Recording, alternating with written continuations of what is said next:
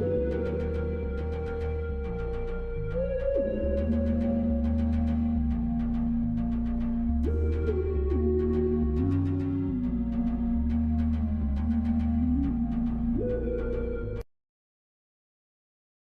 ladies and gents, boys and girls, people of all ages, sexualities, and identities, and welcome back to another film review. And today's film review is none other than American Psycho, a film I've been meaning to watch for so long, because this is the first time I've ever actually watched it. And I remember seeing the poster for this film years ago in a media room in my school, and just keeping it as a mental note to watch. And today I finally got round to watching it.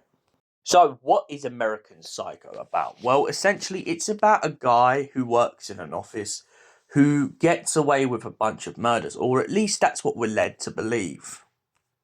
Christian Bale plays this top office lad who pretty much believes he has the power over everyone in his kind of world. From his girlfriend to his colleagues, he has a very short fuse. And at one point in the club, he yells at a woman that he will stab and take advantage of her or something and murder her brutally. Now, throughout the course of the film, we get to watch him unravel and slowly but surely pick his targets. One of the people he kills in the film is all down to the fact of something to do with a business card. It turns out that he doesn't like the fact that the business card looks really good and his looks really crappy. So he begins to pick targets in the department and begins to pick out who he will and won't kill. On top of that, he does a sex tape with a bunch of people and just basically goes on a brutal killing spree where he starts killing women left, right and centre. He almost gets caught at one point in the story due to the fact that one of the young women who goes to his apartment when he does one of these brutal murders manages to get down the hallway. But by some miraculous miracle, he manages to chuck a chainsaw down a staircase and kill her before she gets out of the building. Now, this whole film plays on this hysteria and this kind of power grab that this businessman has. But it becomes a little bit too much for him when a detective begins to look into his going-ons. And when he begins to worry that the detective has all the evidence against him, he begins to get very paranoid. But he tries to rub it off and play it to the best of his ability. But eventually he just cracks, shooting at an old woman in a bank whilst trying to withdraw some money, and also just frantically running around like he's lost his head. But the film ends in a very big twist, which begins to make you ask the question: did he actually kill anyone, or does he just believe it?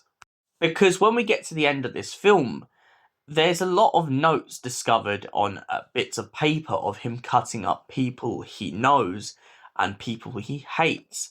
However, when he tries to go to his lawyer and frantically tell him that he murdered someone, the guy frantically looks at him and says that it's not funny and he's being rude. He doesn't understand this and soon comes to this kind of reconciliation on has he really lost his mind. And we end with the kind of idea that this guy has lost his mind. He hasn't murdered anyone. He just believes he has. Somewhere he's let his imagination fly off with him, and his anger and build-up of frustration has kind of landed him in this rut. So, American Psycho. What do I give it out of 10? Honestly, I'd give this a 10 out of 10. I love the twist, I love the story, and most importantly, I love the boldness of this story. The shouting, the aggression, the way that this character tries to slide his way into people's environments. It's really, really cleverly done and perfectly works out as the story progresses. So yeah, I give it a 10 out of 10. Thank you for watching, and we'll see you in the next film review. Until then, goodbye, stay beautiful, have an incredible night, you beautiful people.